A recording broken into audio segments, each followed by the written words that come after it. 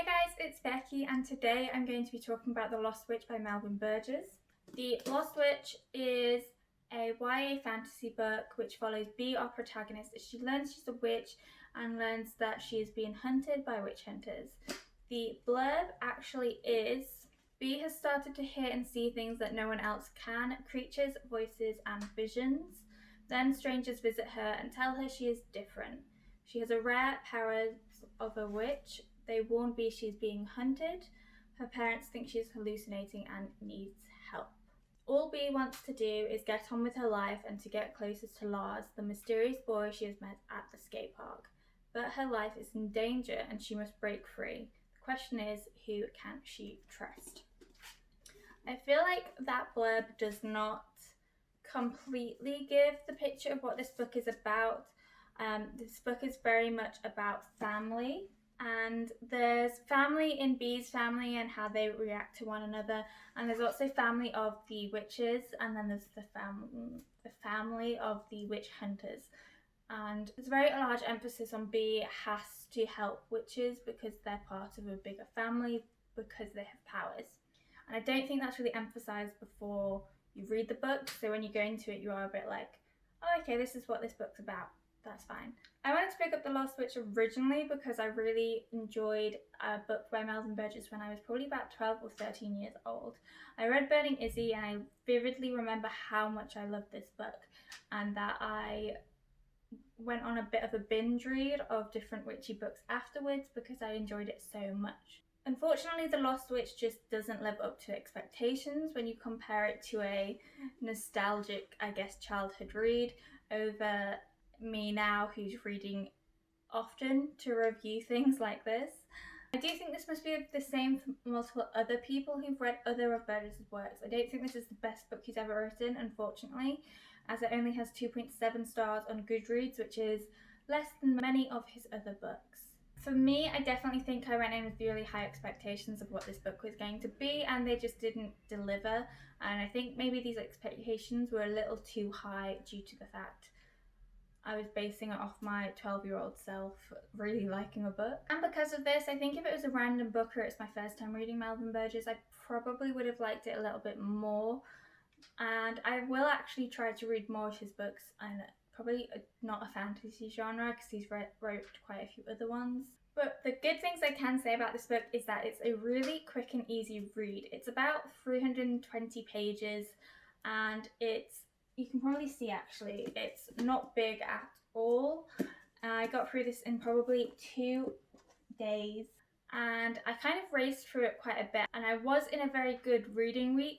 The writing style of this book is extremely fast paced. There are some slower sections where we kind of get information about the witches and everything, but a lot of it is action scenes and we're doing something and we're going somewhere, and there's a couple of chase scenes as well. I do think the downfall of that, it's so fast paced with so little words that I couldn't quite keep up.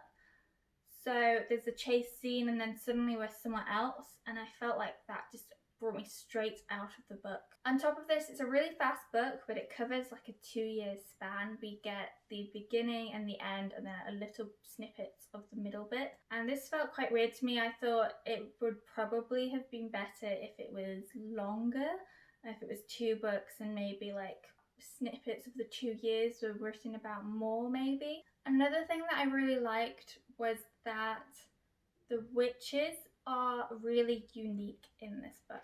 They're very similar to normal witches, they have their powers and stuff, but each witch has an individual and unique power to them. Powers aren't passed down from one to another, they don't get the same powers as their parents, and they are completely unique to one another.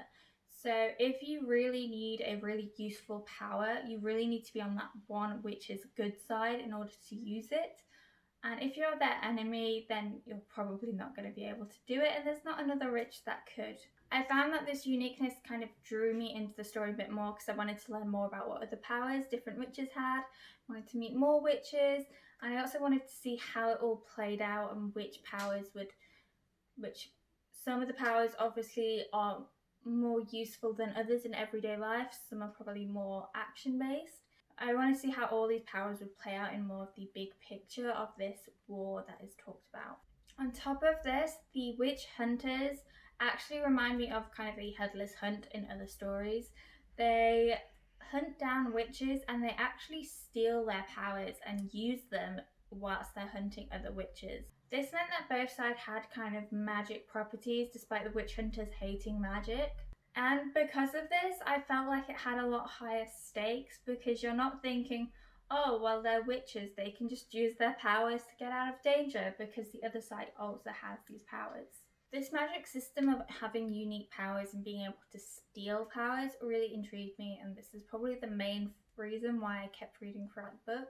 Now to talk about our main character, B. B is a 13-year-old protagonist, and she is very young, but at least when I read it, I didn't realise she was so young at first. I think it does explain she's that young, but I just didn't take it in.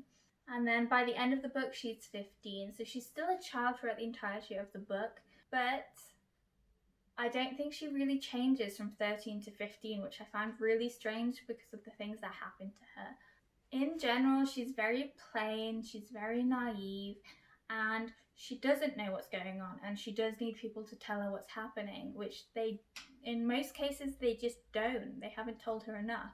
She's not trained for the war they're expecting her to fight in. But then, like, bad things happen to her, and she does actually get kidnapped, and she doesn't really change all that much. I found that she was quite consistent throughout in her thoughts and motivations, and as the blurb said, she just wants to get on with her life, and I don't think our main character understands the stakes that are in place for this war, and I think that negatively impacts us as a reader going through this situation. Because of this, I kept thinking, like, would this book have been better if it was done from the perspective of someone who knew they were a witch? They already knew about the war and they'd grown up hiding from witch hunters. And would that have been easier for the reader to read because they knew the stakes and they were actually motivated? Because I felt like B just wasn't, and it wasn't drawing the story forward. So I mentioned that B was kidnapped, and I wanted to also bring in the fact that there are multiple trigger warnings in this book. And if you don't enjoy books that cover the darker topics, I definitely don't think this is for you. And if anything, I don't think this should be classed as a YA. Some of the issues in this book are very, very dark. I don't think I would have read this at 12 and 13 and felt comfortable to understand what was going on. So first up is the handling of mental health. Spoiler alert, it's handled very poorly throughout this book, and as the blurb says, her parents want her to be checked out because they think she's having hallucinations and she's going crazy, and overall that's just really poorly handled, I felt, and I think that would worry any child. And if it was an actual teenager reading this, I think they would probably be quite scared to tell their parents things in case they were tried to be locked up in a hospital. So that's one. Another one is that there's grooming, and then there's multiple types of abuse in this book. There's emotional, sexual, and physical abuse. And I think if you have triggers for any of these, you shouldn't read this book at all. Specifically, the middle part of this book is very hard to read at times, especially as you understand what's going on. There are also animal deaths and murder. So please do, if you have any issues with any of those topics, do not read this book. Also, I would say, like, the darkness in this book is throughout. There's not really a happy moment that I could pinpoint, and even at the end, I would say it's still quite bleak. Of course, we are talking about a war happening, so it does fit the theme, but I would say, again, like, I don't think this is a YA book at all.